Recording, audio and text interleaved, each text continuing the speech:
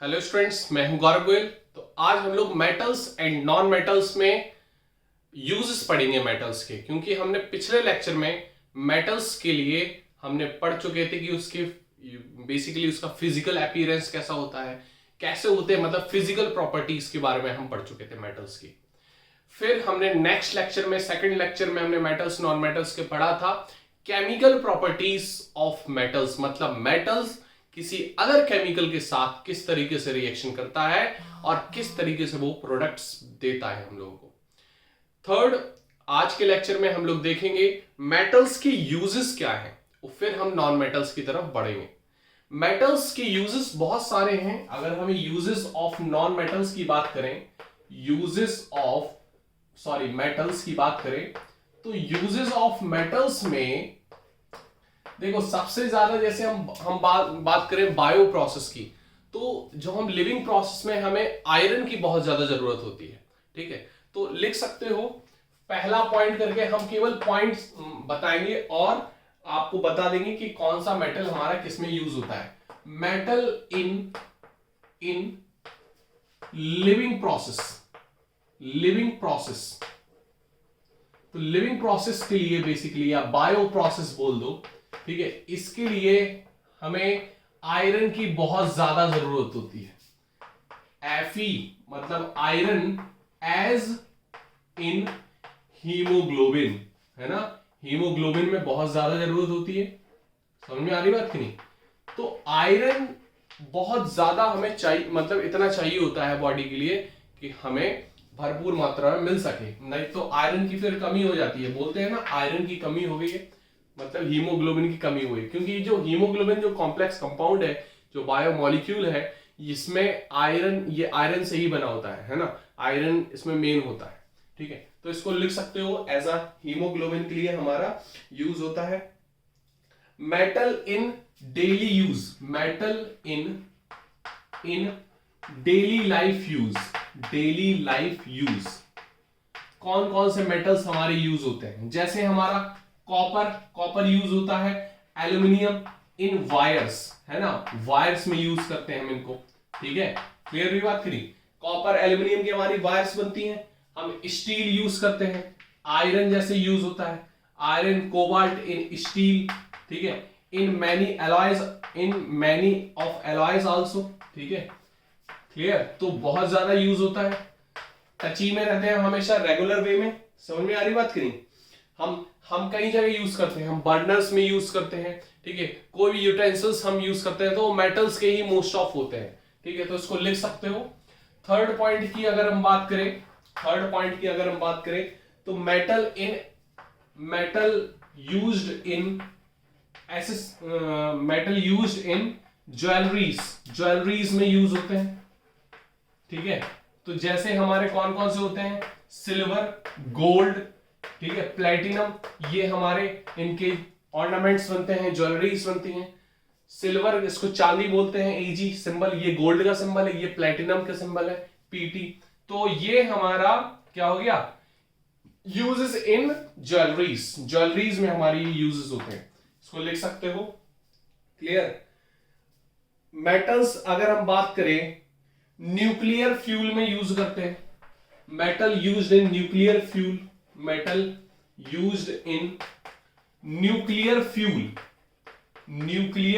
Fuel, fuel में use करते हैं। ऐसे जैसे हम बात करें यूरेनियम बहुत ज्यादा यूज होता है मेटल्स की अगर हम बात करें। ठीक है, मेटल्स करके ले देखें। ठीक है, दूसरा एग्जांपल हम ले सकते हैं नेपच्यूनियम। तो नेपच्यूनियम में भी हम नेपच्यूनियम को भी हम ऐसा यूज करते हैं एज अ न्यूक्लियर फ्यूल, जिसका सिंबल होता है Np। ठीक है, क्लियर हुई बात करें? तो ये कुछ हमारे यूजेस हैं, इसको लिख सकते हो। ठीक है, और स्पेस प्रोजेक्ट्स में भी हमारे यूज होते हैं। ठीक है, टाइटेनियम यूज होता है हमारा। ठीक है, जो भी हमारे मोस्ट ऑफ हमारे स्पेस क्राफ्ट जाते हैं उसमें टाइटेनियम का बहुत ज्यादा यूज होता है, तो इसको लिख सकते हो। ये हमारे यूजेस ऑफ मेटल्स में आ जाता है। अब हम पढ़ते हैं नॉन मेटल्स की ओर, बढ़ते हैं। नॉन मेटल्स बेसिकली हमारा क्या होता है, और फिर उनकी हम फिजिकल प्रॉपर्टीज को देखेंगे, जिस तरीके से हमने पहले लेक्चर में मेटल्स की फिजिकल प्रॉपर्टीज को देखा था। समझ में आ रही बात की नहीं? ठीक है, बात करते हैं हम नॉन मेटल्स की। किसकी बात करते हैं? नॉन मेटल्स की। नॉन मेटल्स क्या होते हैं? Non metals are those element which generally gain electron. तो लिख सकते हो those elements which generally gain electron, which generally gain electron। Clear? जो इलेक्ट्रॉन जनरली गेन करते हैं उनको हम क्या बोलते हैं? क्या बोल देते हैं? बोलो। नॉन मेटल्स बोल देते हैं। ठीक है, समझ में आ रही बात की नहीं? उनको हम क्या बोल देते हैं? Non metal. जैसे एग्जाम्पल में हमारा आ जाता है, एग्जाम्पल में हमारा हाइड्रोजन, क्लोरीन, ब्रोमीन, ठीक है, फ्लोरीन, एसेट्रा। नाइट्रोजन, ऑक्सीजन, पता ही है, नाइट्रोजन, ऑक्सीजन, ये भी हमारे यूज होते हैं। तो ये सारे नॉन मेटल्स होते हैं। ठीक है, नॉन मेटल्स जो लिक्विड होता है, लिक्विड नॉन मेटल, तो शायद मैं बता चुका हूंगा लेकिन फिर से लिख लो। लिक्विड नॉन मेटल एक ही होता है, दैट इज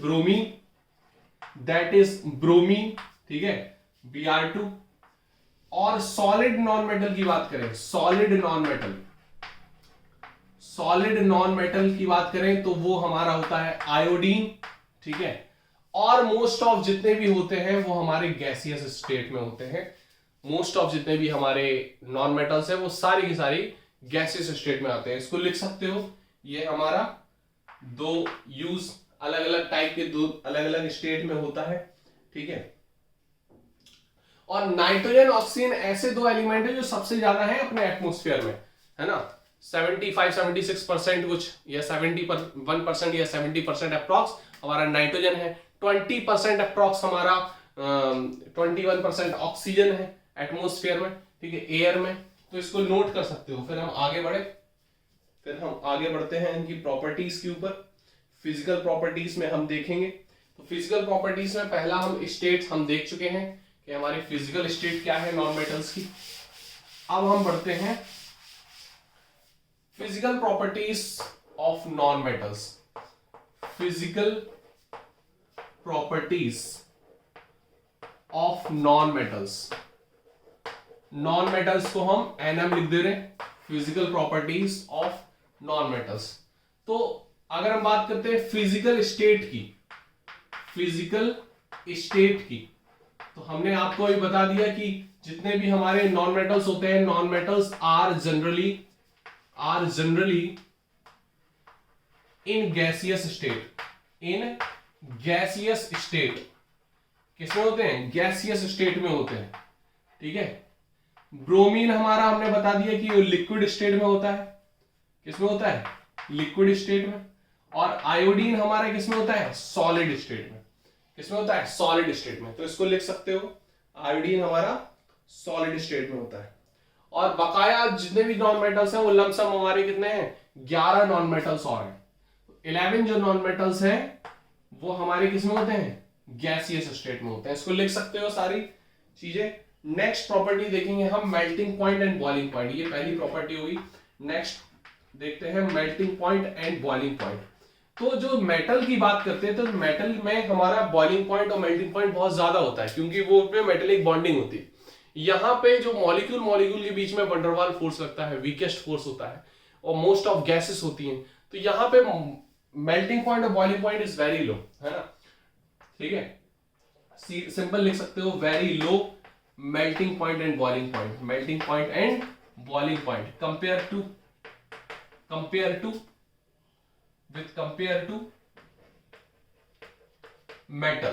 मेटल्स के कंपेयर में बहुत कम होता है melting point and boiling point. इसको लिख सकते हो, क्लियर। तो नोट कर सकते हो। हम बात करते हैं हार्डनेस की। तो ये हमारे कैसे होते हैं?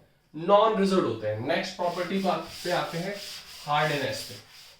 ठीक है, नेक्स्ट प्रॉपर्टी पे आते हैं हार्डनेस पे।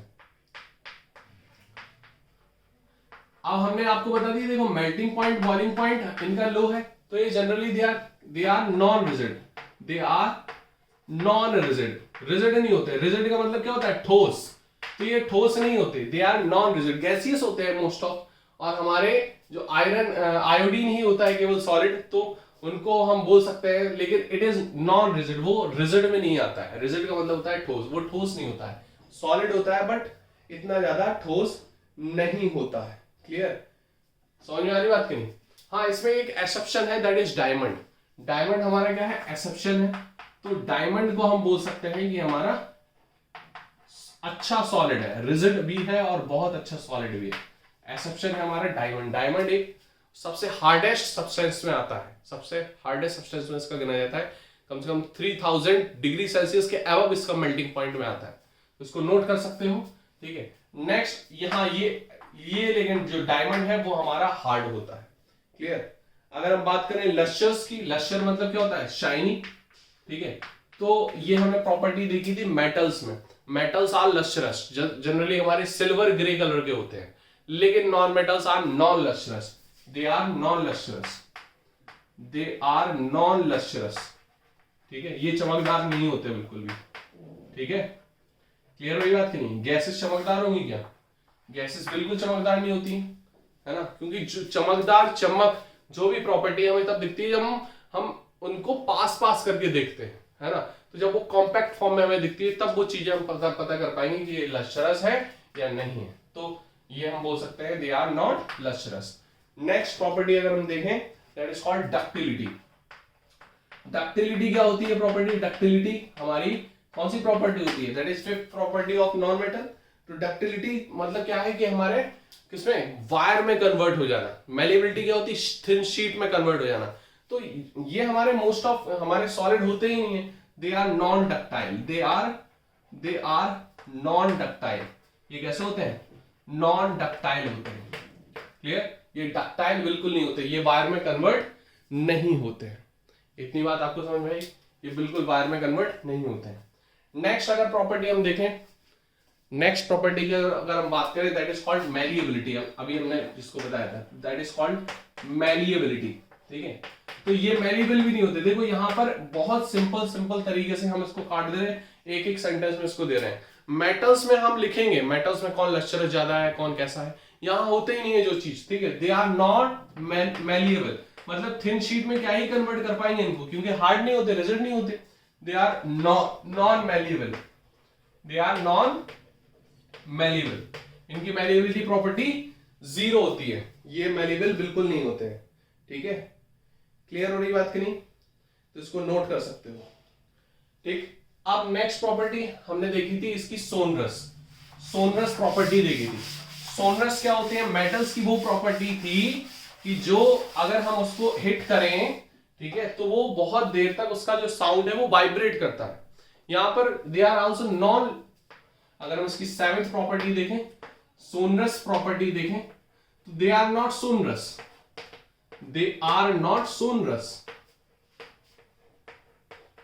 ठीक है, इनमें सोनरस की प्रॉपर्टी बिल्कुल नहीं होती है। ठीक है, कुछ प्रॉपर्टी इनकी होती नहीं है, मतलब ना डक्टिलिटी होती है, ना मैलिएबिलिटी होती है, ठीक है, ना लस्टर होते हैं, ना सोनरस होते हैं। तो ये हमारी इनकी इंपॉर्टेंट प्रॉपर्टी जो बिल्कुल नहीं होते हैं। अगर हम कंडक्टर की बात करें, ये कंडक्टिंग होते हैं कि नहीं कंडक्टर्स, तो कंडक्टिंग प्रॉपर्टी इनकी नहीं होती है, they are not conductors, they are not conductors also, not conductors. हाँ, लेकिन इसमें एक एक्सेप्शन है, कार्बन का एक्सेप्शन होता है, that is called graphite. Graphite is exception, ये एक्सेप्शन होता है क्योंकि ग्रेफाइट हमारा क्या है, एक कंडक्टर है। ग्रेफाइट इज कंडक्टर, ग्रेफाइट क्या है हमारा, कंडक्टर है, क्योंकि इसमें फ्री इलेक्ट्रॉन्स होता है और ये कंडक्टिंग में आता है। इसको नोट कर सकते हो, ग्रेफाइट इज कंडक्टर्स। ठीक है, क्लियर हो रही बात की नहीं? अगर यहीं पर हम बात कर लें इनकी डेंसिटी की, तो डेंसिटी जब ये गैसेस स्टेट में होते हैं most of, they are less dense, है ना। गैसेस कैसी होती हैं, दे आर लेस डेंस, क्योंकि इनमें एटम जो होते हैं वो दूर दूर होते हैं काफी, तभी गैसेस स्टेट में होते हैं मोस्ट ऑफ। तो इनकी जो डेंसिटी होती है वो कम होती है ना। They are less dense, they are less dense, या इट्स डेंसिटी इज लो। इनकी डेंसिटी क्या होती है, लो होती है। क्लियर? अगर यहीं पर हम स्ट्रेंथ की बात कर लें, स्ट्रेंथ मतलब इनके बीच की एटम के बीच की स्ट्रेंथ की बात कर लें, तो they are not too strong as compare to metals, मतलब ये स्ट्रॉन्ग भी नहीं होते हैं, they are not strong. Strong की बात करें मतलब एटम एटम के बीच की bonding, they are not strong, ठीक है, हार्ड ही नहीं होते हैं। स्ट्रेंथ की बात तब करते हैं जब आती है रिजिडिटी, तो ये रिजिड ही नहीं होते हैं, ठीक है, ये रिजिड ही नहीं होते हैं। क्लियर।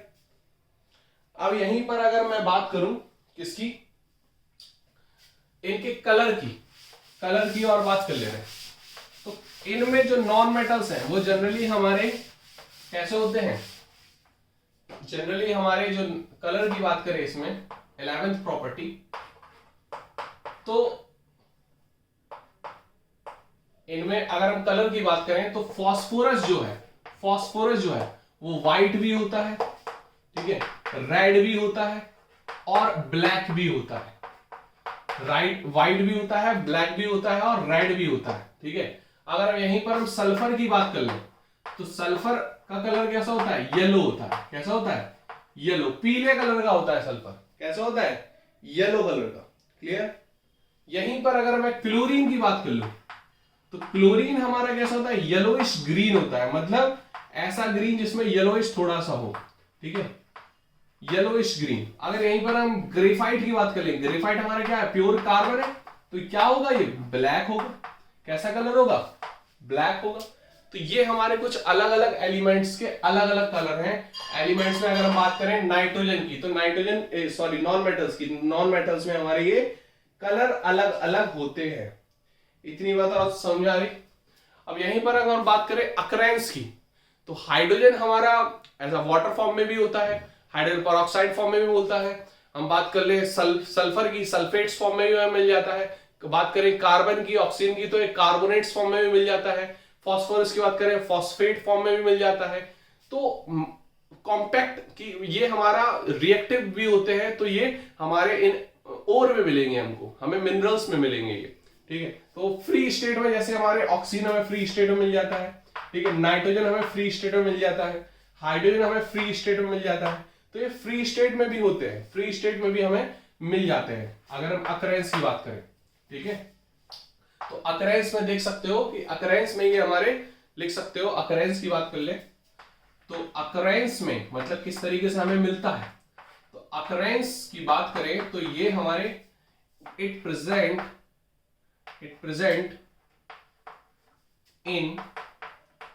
इन फ्री स्टेट और आल्सो इन कंबाइंड फॉर्म में भी हमें मिलता है, ठीक है, कंबाइंड फॉर्म में मिलता है। एज सल्फेट्स में सल्फर मिल जाता है, ऑक्सीजन मिल जाता है, ठीक है, फॉस्फेट में भी मिल जाता है हमको फॉस्फेट, ठीक है, क्लोराइड्स में क्लोरीन मिल जाता है, ठीक है। क्लियर होगी बात कि नहीं। कार्बोनेट्स में कार्बन मिल जाता है, कार्बन डाइऑक्साइड में मिल जाता है, ठीक है। क्लियर हो रही बात कि नहीं। तो ये सारी चीज आप लिख सकते हो। क्लियर। तो ये थी हमारी physical properties of non metals, ये सारी चीज लिख लो आप। नेक्स्ट हम बढ़ते हैं अब केमिकल प्रॉपर्टीज की तरफ। केमिकल प्रॉपर्टीज और देख लेते हैं। नॉन मेटल्स में हमारा जनरली कुछ था ही नहीं, तो इसको डिटेल में नहीं बताना था, क्योंकि 4-5 प्रॉपर्टी ऐसी है जो होती ही नहीं है नॉन मेटल्स में। मेटल्स में होती है भरपूर तरीके से, तो उसको हमें डिटेल में थोड़ा पढ़ना था। यहां पर नॉन मेटल्स में फिजिकल प्रॉपर्टीज में कुछ ऐसा कुछ खास था नहीं, ठीक है। अब हम नेक्स्ट देखते हैं chemical properties of non metals. Chemical properties of non metals, chemical properties of non metals. Chemical properties of non metals में जिस तरीके से हमने मेटल्स की पढ़ी थी उसी तरीके से हमें नॉन मेटल्स की पढ़नी है। मतलब कि नॉन मेटल्स किसी अदर एलिमेंट के साथ किस तरीके से रिएक्शन देता है, ठीक है। हम वही जिस तरीके से पहले हमने देखा था तो हम उस तरीके से देखते हैं। तो नॉन मेटल्स जो होते हैं, तो non metal reaction with oxygen. तो ऑक्सीजन के साथ पहले हम रिएक्शन कराएंगे, है ना। तो ऑक्सीजन के साथ ये कैसे बनाते हैं, ठीक है। तो नॉन मेटल्स की हमने रिएक्शन कराई, नॉन मेटल्स प्लस ऑक्सीजन क्या बनाएंगे, ऑक्साइड्स बनाते हैं। क्या बनाते हैं, ऑक्साइड्स। क्लियर। और नोट करके लिख सकते हो, नोट करके लिख सकते हो, non metals oxide, non metal oxide कैसे होते हैं, एसिडिक होते हैं। कैसे होते हैं, एसिडिक होते हैं। लिख सकते हो ये नोट करके, ठीक है। ये नोट करके लिख लेना, ये नॉन मेटल के ऑक्साइड कैसे होते हैं, एसिडिक। क्योंकि मेटल के ऑक्साइड कैसे होते हैं, बेसिक होते हैं, नॉन मेटल के एसिडिक होते हैं। तो कोई भी अगर हमने एग्जांपल ले लिया, हम बात करें हाइड्रोजन की, ठीक है। तो हाइड्रोजन की हमने रिएक्शन कराई ऑक्सीजन के साथ, तो हमारा क्या बना लेगा, वाटर। मतलब इसका जो नाम है वो क्या है, देखो दो हाइड्रोजन, तो क्या बना लेगा, डाई हाइड्रोजन ऑक्साइड। क्या बना लिया इसने, डाई हाइड्रोजन ऑक्साइड बना लिया इसने। बोलो इतनी बात समझ में आ रही। यहीं पर अगर हम कार्बन की बात कर ले, तो कार्बन ऑक्सीजन के साथ हमारा क्या बना लेता, कार्बन डाई ऑक्साइड। क्या बना लिया, कार्बन डाई ऑक्साइड। क्लियर हो रही बात की नहीं। कार्बन मोनोऑक्साइड भी बनाता है, CO भी बनाता है, ठीक है, अगर इसमें ऑक्सीजन हमें कम मात्रा में मिले तो। क्लियर हो रही बात की नहीं। सल्फर की बात करें, सल्फर भी हमारी ऑक्सीजन के साथ क्या बना लेता, सल्फर डाइऑक्साइड। अगर ज्यादा मिल गया तो सल्फर आगे अगर हम फर्दर इसकी ऑक्सीजन के साथ रिएक्शन करा दें तो सल्फर ट्राइऑक्साइड में मिल जाता है, ठीक है। तो सल्फर 2 ऑक्सीजन तो डाइऑक्साइड, सल्फर 3 ऑक्सीजन मतलब सल्फर ट्राइऑक्साइड। तो नाम भी लिख लेना आप नीचे सारे। तो सल्फर डाइऑक्साइड और सल्फर ट्राइऑक्साइड फॉर्म में भी हमें इसमें मिल जाते हैं, तो इसको नोट कर सकते हो आप। क्लियर। नेक्स्ट अगर हम देखें तो नॉन मेटल्स हमारे जनरली कैसे बनाते हैं, एसिडिक होते हैं। ये इनके ऑक्साइड्स ऑक्सीजन के साथ रिएक्शन करने के बाद ये क्या बनाते हैं, ऑक्साइड्स बनाते हैं। क्लियर हो रही बात की नहीं। तो ये आप कर सकते हो। अब अगर हम बात करें नेक्स्ट चीज की, तो नॉन मेटल्स हमारे रिएक्शन बहुत सी जगह नहीं देते हैं, ठीक है। जैसे नो रिएक्शन वाली अगर रिएक्शन देखें, नो रिएक्शन वाली रिएक्शन देखें, नो रिएक्शन, तो नॉन मेटल्स जो होते हैं, नॉन मेटल्स हमारे मोस्ट ऑफ किस किस के साथ रिएक्शन नहीं करते बिल्कुल। जैसे वाटर के साथ इनकी मोस्ट ऑफ नो रिएक्शन होती है। क्या होती है, नो रिएक्शन, ठीक है। देखो तभी तो हमारे ये डाल देते हैं, देखो हमारी ऑक्सीजन पानी में पड़ी रहती है, नाइट्रोजन पड़ी रहती है, ये रिएक्शन नहीं करते हैं, ठीक है, पानी के साथ रिएक्शन नहीं करते हैं। तो पहला इसमें ये देख सकते हो नॉन मेटल्स के साथ कि हमारे पानी के साथ कोई भी रिएक्शन नहीं शो करते हैं, ठीक है। हम बात करें डाइल्यूट एसिड के साथ, तो non metals react with dilute acid. किसके साथ, डाइल्यूट एसिड के साथ। ये नो रिएक्शन देते हैं, मोस्ट ऑफ नो रिएक्शन देते हैं, ठीक है। नॉन मेटल्स बड़े उदास टाइप के होते हैं, ना इनकी कोई फिजिकल प्रॉपर्टीज हुई और मोस्ट ऑफ फिजिकल प्रॉपर्टीज नहीं होती हैं, और केमिकल प्रॉपर्टीज में भी इस तरीके से बर्ताव दिखाते हैं, मतलब कोई रिएक्शन हमारी नहीं देते हैं। क्लियर हो रही बात की नहीं। अगर यहीं पर अगर मैं बात कर लूं कि ये हाइड्रोजन के साथ कैसे पेश आते हैं, हाइड्रोजन के साथ कैसे पेश आते हैं, तो यहां पर हम देख सकते हैं reaction with hydrogen, reaction with hydrogen. तो हाइड्रोजन के साथ जनरली ये बनाते हैं हाइड्राइड्स। कैसे बनाते हैं, non metals react with hydrogen, it form hydrides. क्या बनाते हैं ये, हाइड्राइड्स। और जो मेटल के हाइड्राइड्स थे वो कैसे होते हैं, एसिडिक। यहां पर नोट करके लिख सकते हो, non metal hydrides, non metal hydrides are basic. कैसे होते हैं, बेसिक होते हैं। तो नोट कर सकते हो जनरली ये हमारे कैसे होते हैं, बेसिक होते हैं। तो अगर हमने रिएक्शन कराई, हम फास्फोरस की बात कर ले, तो फास्फोरस की हमने रिएक्शन कराई किसके साथ, हाइड्रोजन के साथ हमारी रिएक्शन होगी फास्फोरस की। देखो हम कार्बन की ज्यादातर हम रिएक्शन करा लेते हैं, तो अगर हमने कार्बन की रिएक्शन कराई तो क्या बना लेता है, CH4। हमने फास्फोरस की बात की थी, तो फास्फोरस की अगर हमने रिएक्शन कराई तो ये बना लेता है फॉस्फीन। क्या बना लेता है?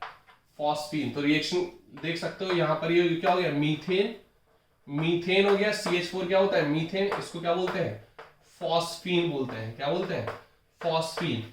यहीं पर अगर मैं नाइट्रोजन की रिएक्शन कराऊं, ये P4 हो गया, नाइट्रोजन की अगर रिएक्शन कराऊं, क्योंकि फॉस्फोरस P4 फॉर्म में होता है, तो नाइट्रोजन की रिएक्शन कराते हैं तो क्या बनाता है? अमोनिया। ठीक है, क्या बना लिया इसने? अमोनिया बना लिया। क्लियर? तो इस तरीके से आप लिख सकते हो कि हमारे नॉन मेटल्स के साथ हाइड्रोजन की रिएक्शन हमारी किस तरीके से होती है। ये अलग अलग तरीके से हमारे कंपाउंड्स बनाते हैं। इतनी बात आपको समझ में आई? तो फटाफट आप नोट कर सकते हो ये सारी चीजें। ठीक है, नोट कर लो फटाफट।